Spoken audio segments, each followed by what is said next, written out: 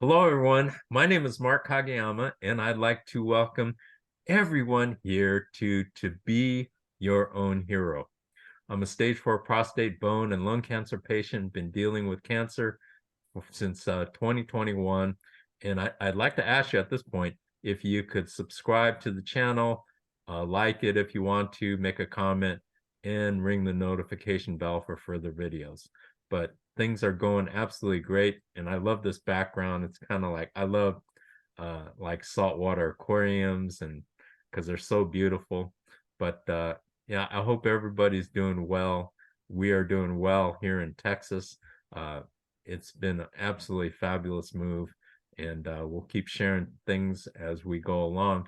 But I am so excited today because I have somebody very, very special, and her name is Tamron Little, and I've been wanting to get her on this channel for quite some time because she's been on other things, and I reached out and I said, hey, would you like to do an interview? And it just never happened until now. And she was on Tim Sohn's Showing Up Perspectives on Cancer, and I said, we got to nail it down now. And so, Tamron, please introduce yourself, tell us a little bit about who you are, and thank you for joining us. Thank you so much, Mark. I am so excited as well and so glad that our schedules aligned. But as Mark said, I am Tamron Little.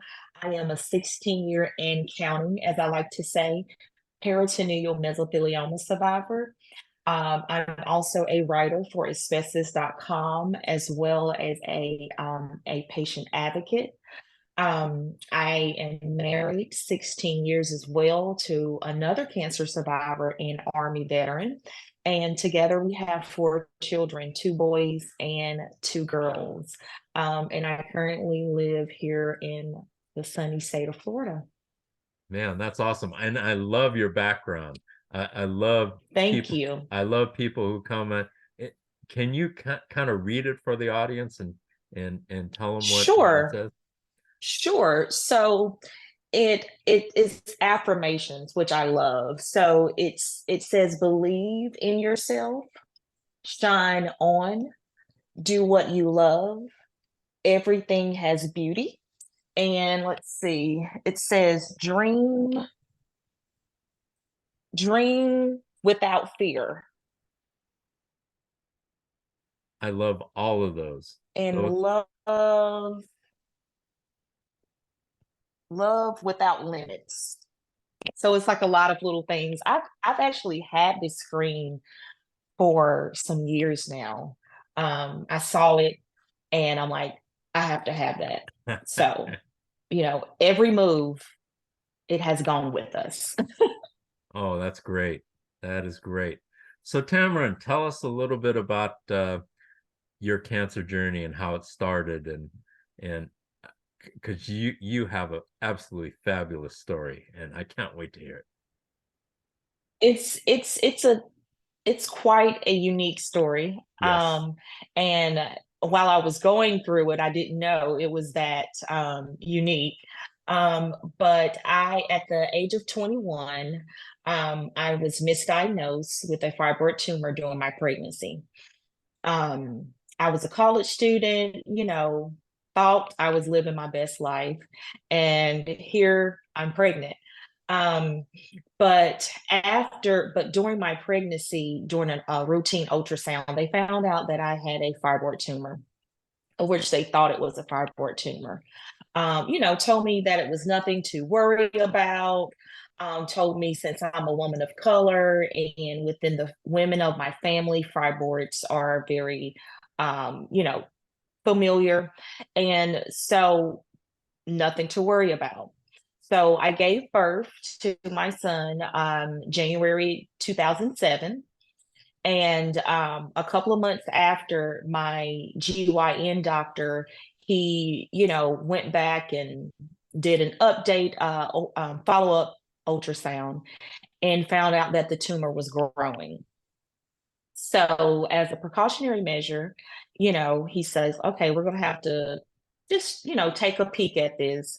Not one time did I think it was cancer. And I did ask him, and he said, "Oh no, definitely not." And if it was, we wouldn't even, he's like, "No, you have nothing to worry about. You have no comorbidities. You're young. You just had a baby. It doesn't run nothing, no cancer runs in your family." So I'm like, "Oh, okay, I'm good then." And so the day came when I found out, and it was after I had surgery to remove some of the tumor.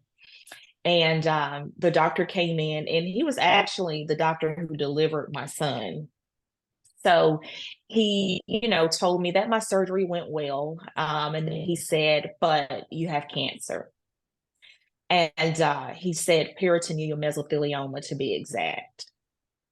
Um, I didn't know what it was. My family didn't know what it was. And I'm just, thinking to myself, did he just tell me that I have cancer? So back then in 2007, there was not a lot of information about mesothelioma.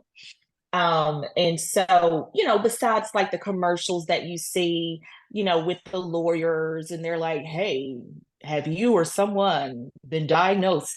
But who would have thought?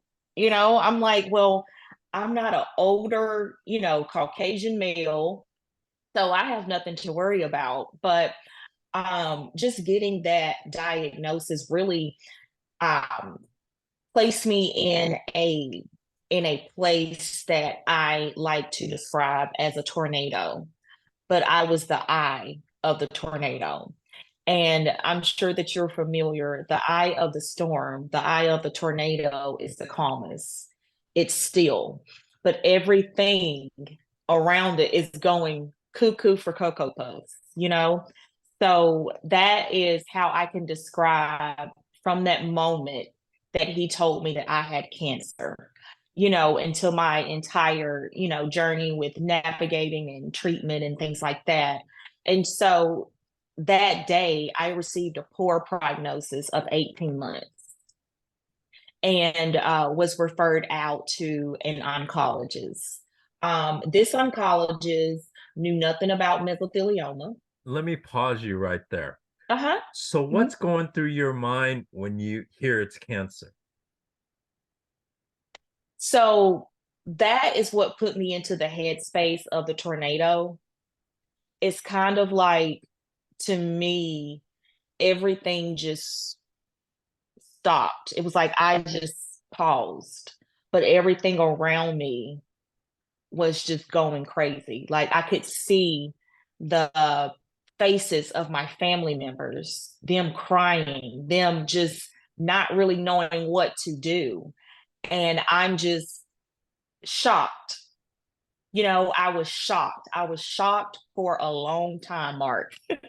Shocked, but all I could really think about, to be honest, was going home to my son, because at the time he was 5 months old. Wow. So, I'm like, okay, I'm young, my son needs me. And that's all I could really think about. So my family is coming to me with all of this information that they found on Google, which is bad, worse, and even badder, and I'm just like, I don't want to hear that. I just want to see my son. And so I was really shocked from that time on. And when you're shocked, you really can't do anything. So I was shocked, to answer your question, Mark. I was totally shocked. So how long did that shock last?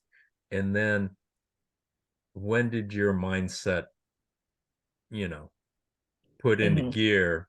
And you're saying, when did you say, yeah, I'm gonna beat this? Right. So I described it, and I actually wrote an article on this last year. The different phases that I went through mentally during the diagnosis time. So I was in shock mode, I would say, for about a month. But what allowed me to pivot and to change course was that I was continuing to go to the oncologist that I was originally referred to. And it was kind of out of frustration, Mark, because every time that I would go there, the only thing that he would do was check my hemoglobin. He would just check my blood work, and it was just a regular CBC panel. And you know that that's just the bare bones of it all. And he wasn't doing anything. So, you know, probably around like the third visit, I'm just sitting there like, okay, so what is he doing? Hmm. He's not offering me anything. And of course, the first appointment, you don't know what to expect. So you are waiting for him to say, hey, it's going to be okay. This is what we got planned. This is what we're going to do. We're going to start this and we're going to start there. But the first appointment, it was just like a balloon. He was just a balloon that was deflated, like just okay. And so I'm just like, okay, so is this what it's going to be like? And after the appointments, I would talk to my husband and just say, does this doctor know what he's doing? And of course, your family's, yeah, he's the doctor. That's what he went to school for. But it became out of frustration for me to pivot because I would continue to ask him, so, what is the next steps? What do you have planned? Can you help me? And when he couldn't give me those answers, and to me, it felt as if he wasn't trying. I honestly felt as if he was waiting for palliative care, for that. And I'm just like, no, that is not my future. I have a lot of life to live. So the last time that I saw him, I specifically asked him, can you help me? If you can't help me, can you find another physician that can help me? And, when he didn't give me the answers that I was looking for, I basically said, well, if you can't help me and you refuse to find someone to help me, I said, well, I'm going to go look for help myself. Pretty much a goodbye, like, let's not waste each other's time here.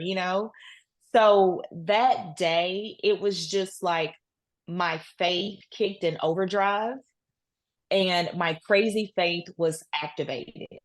And I said to myself, I am going to get through this. God is going to heal me. And He did not put me in this situation for nothing. He chose me because He felt as if I could get through it and I could be on the other side of it. So from that day forward is when I learned about what self advocacy was and that I was advocating for myself no matter how anyone else felt, because you are your best advocate. So my husband, my mom, we were looking and for different specialists, different doctors, and things like that. And just so happened, I always say that God has a ram in the bush. Just so happened, Dr. Levine, who is a specialist in peritoneal mesothelioma and the world-renowned HIPEC surgery, he was right in my backyard, Mark. He was just at the other hospital. And he was just one of a few oncologists that was actually performing the HIPEC surgery on the East Coast. Wow. So, yeah, so that just goes to show me that if my first oncologist would have just been connecting with other doctors or trying to find out information, he could have found him, because it was in the same city. Hmm. So that just goes to show me that there was no effort on his part, you know? And so when I met Dr. Levine that day, um, my hope was restored when he told me that I was a great candidate for the HIPEC surgery. And I'm just like, okay, sign me up. I don't want to think about it. I don't have to think about it. My goal was to be cancer free, and he helped me get there. And I am so grateful to God for Dr. Levine, because he really stepped in, and he was confident. He knew what he was doing, he knew what he was talking about. He explained to me, the ins and out of it. And he was just night and day from my first oncologist.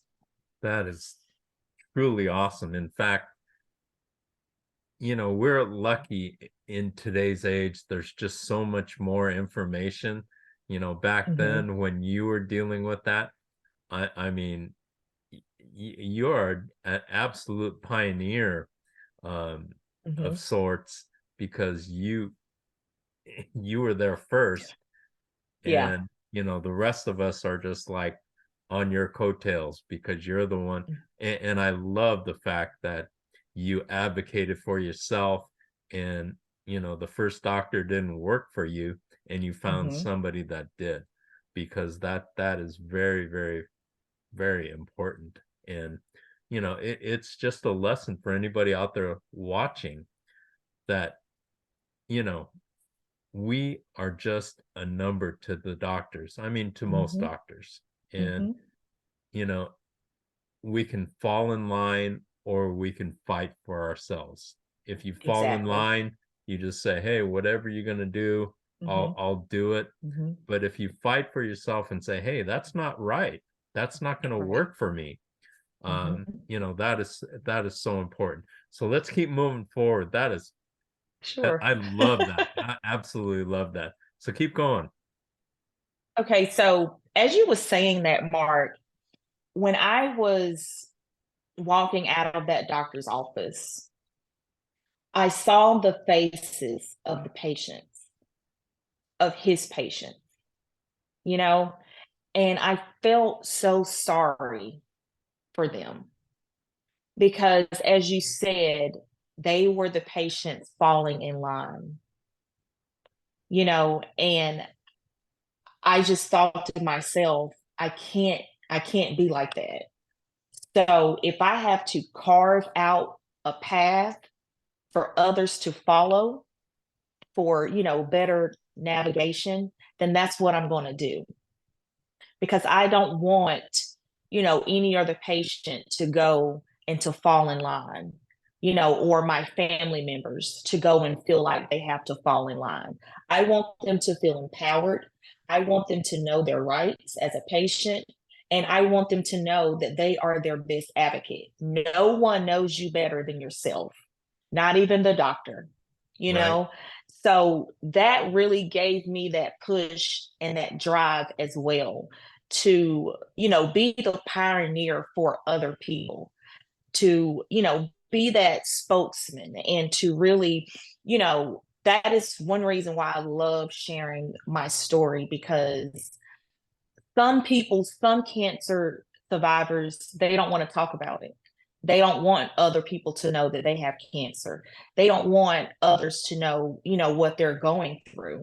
But if they hear someone like myself or you, then that will give them the push, and that will give them the drive to one day step out and share their story, and to, just to be honest with others and honest with themselves of how they feel, and, what they're going through, and to actually digest that. So I'm so glad that you pointed that out with falling in line or fighting. Hey, I'm a fighter, you know, so, even with that said, you can see the difference from one doctor to another, and you have that feeling in your gut if it's the right choice and if it's not.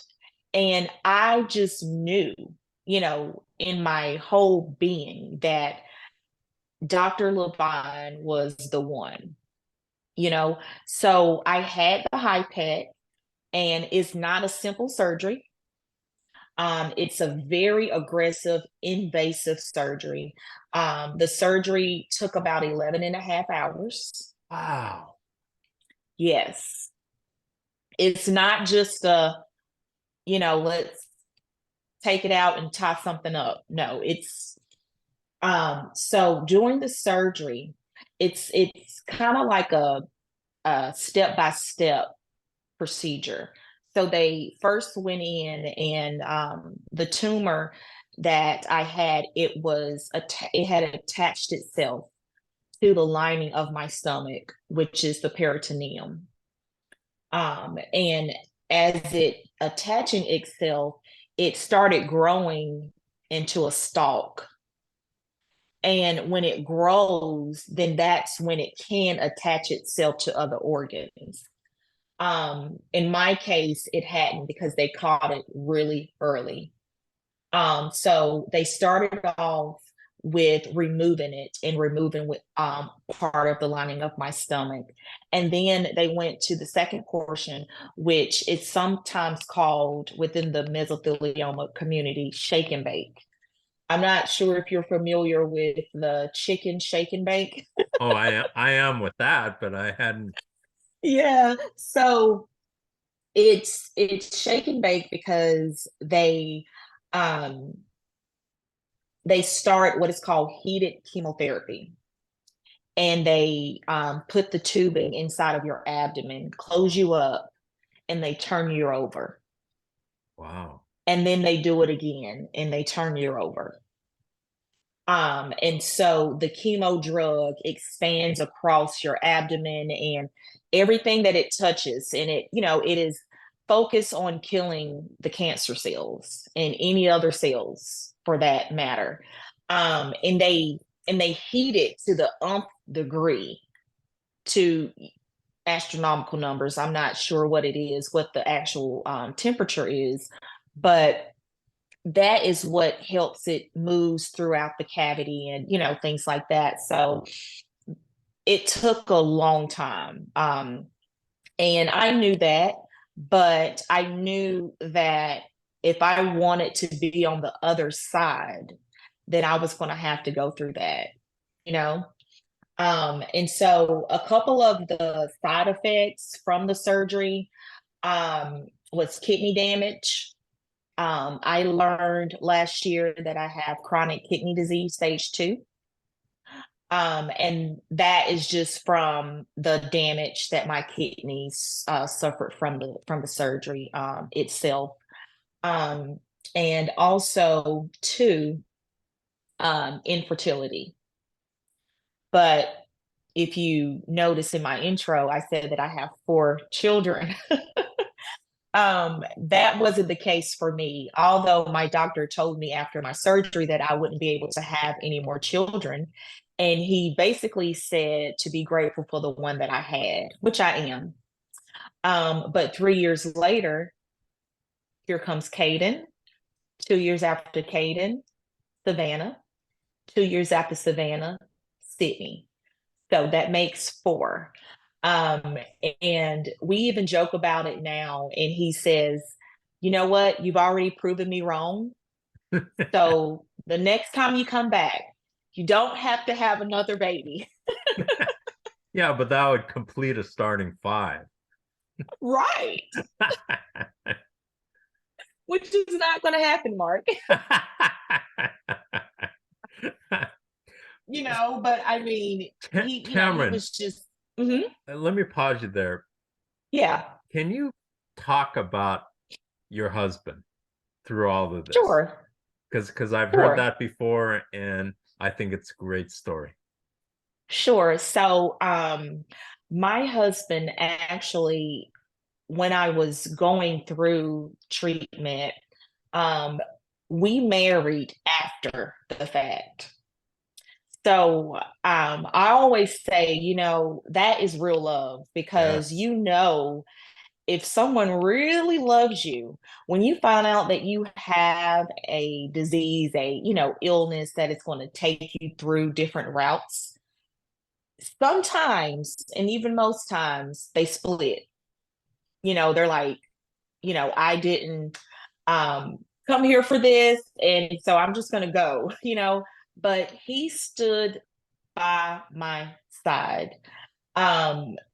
Even now, but he had to fill the shoes of both parents. So he was mom and dad. He would get up with Caleb in the middle of the night. He would do the feedings, he would do the diaper changes, everything, because after I had the surgery, as you can imagine, I couldn't hold my son, I couldn't pick him up. I couldn't do a lot of things because, they split my stomach open pretty much. And so I couldn't, really be the mother that I wanted to be. So my husband filled those shoes, and he filled them quite well. He stuck by my side. I mean, and then to marry me afterwards, it's just like, okay, I have a keeper. He's definitely a keeper. And to think that a decade after that, he in turn was diagnosed with mucosal lymphoma. And so it was kind of like our roles reversed, Is he still battling it? no, he is cancer free. It has been since 2019. He's Wow. been cancer free. He went through 8 weeks of radiation every day. Ooh. And, even though we both are cancer survivors, we had two different cancers, two different treatments. So our journeys were kind of different, but I really admire his strength. I admire his resilience. I admire his tenacity because he still worked. Wow. He was still in school, you know, and he never complained. Even, sometimes, and I even took off work so I could be there for him. But, we have 4 kids. And so it was hard to manage, all of that. So I, did the best that I could, but there were a lot of days that I couldn't take him to treatment. So he had to take himself. Wow. And I felt so bad, and he would get home, his face would just be red and he would just be so tired, but he would never complain. He never complained. And Wow. the people that worked with him, they didn't even know that he was Wow. going through treatment. Wow. That is Yeah. wow. He was just like, okay, I have a goal in mind, and I'm going to reach that goal. But he didn't let anything stop him. I said, hey, you going to take a break from school? No. Are you going to take a break from work? No. Wow. They did not know until after the fact, because he still went to work. He still did what he had to do, and he did not complain, not one day. And even the days Wow. that I knew he didn't feel good, that I knew he was sick, he still said, no, I'm going to go to work. Wow. That is Yeah. amazing. Absolutely Yeah. incredible. Oh my Mm-hmm. goodness. Mm-hmm. That's why I wanted to hear this. I mean, Yeah. wow, that is just absolutely special. Yeah. I don't even know how somebody does that. I was really, really debilitated myself, Mm-hmm. and I didn't leave my Mm-hmm. room for 3 months. But, Mm-hmm. to hear somebody still working, whenever I hear that, Right. and I hear it very rarely, it's Mm-hmm. just blows my mind. Uh, Right. Because it's not, cancer is not only a battle in your body, but it's a battle in your mind as well. yes. So, I knew what he was thinking while he was going through. And that's a tougher battle than it is with your body. Because for me, even when you're finished with treatment and your body is, settling in and getting back to normal, your mind is still in this traumatic experience. Your mind is still trying to digest. You've been told that you have cancer. You've been told that you have to have surgery. You've been told that you have to have radiation. You've been told that you have to have chemo. Like your mind is still trying to say, wait, what? You know? And so just me knowing what he was going through, it, kind of brought us closer together because we had that relating factor, which wasn't a good one, but still, so when he had told me that he had it, I literally, Mark, I dropped to the floor. I'm just thinking, oh no, not again. And he picks me up and he looks in my face and he says, babe, didn't God get you through cancer? And I'm like, yes, I'm crying. And he's like, aren't you healed? I'm like, yes. He's like, well, what makes you think that God won't do the same thing for me? And I'm like, I didn't know what to say. I'm just like, oh, yeah. He's like, we've gotten through this one time and we're going to get through this again. He said, I'm going to be okay. I'm going to be healed. Wow. And I just dried the tears and I'm just like, okay, you know, I'm in my comeback mode again, and I'm going Wow. to do what I got to do to, make this work, to, not have it, to really put an anchor in our family life and, things like that. And so, we did that and we couldn't have did it without God. Wow. That is just truly awesome. I love that story. That is absolutely fantastic. Tamron, we're approaching our the top of the hour. Yeah. Would you be willing to come back and so we could, not have to Yeah, rush sure. and share the Sure. rest? There's so much more, I know. Yeah, it's so much to unpack here. Yes, yes, absolutely. Oh, so what would be something that you want to leave our audience with to remember today, but also the next time, intro into the next time? Mhm. I want them to remember that no matter the challenges that you may face, you may be in a dark place right now.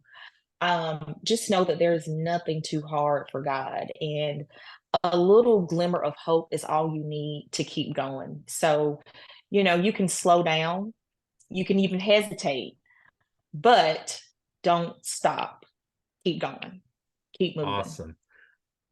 I always like to end the interview and I like to talk about how we can make this world a better place for everyone. So I'm going to Mhm. throw the question to you. How would Tamron help make this world a better place? Wow. Um, I would say living in my purpose, living out my purpose, sharing my gifts that God has blessed me with, and giving God all the glory for it. And how would you suggest that we do that to help make this world a better place for everyone? Not just I would, you, but mhm. how can we affect this? I would say, you know, finding your purpose in life, finding your purpose.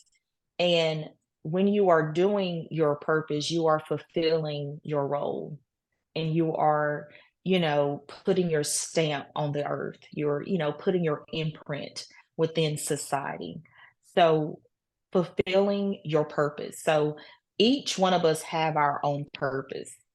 And I think that when we're doing that and we're working towards that, we have no room for, other things because we are working to contribute to this huge thing, to this, big thing, to this global thing of, you know, doing, living out our purpose within society. And whatever purpose that is, you are making that contribution to society to making this world a better place. Awesome. Absolutely awesome. I love hearing the different perspectives of that question because everybody has a different and some people have the same answer, but I love the different perspectives. So that's really, really awesome. Cameron, thank you so much for sharing your knowledge and your story. And we're going to bring you back and finish up the story. So thank you, thank you, thank you. And thank Thank you you. to everyone out there who are watching this Yes. video. Thanks for joining us. Please subscribe, like, make a comment in the comment section, and ring the notification bell. And please join us again next week for another interview of To Be Your Own Hero. Thank you so much and be blessed. Have a great week. Thank you.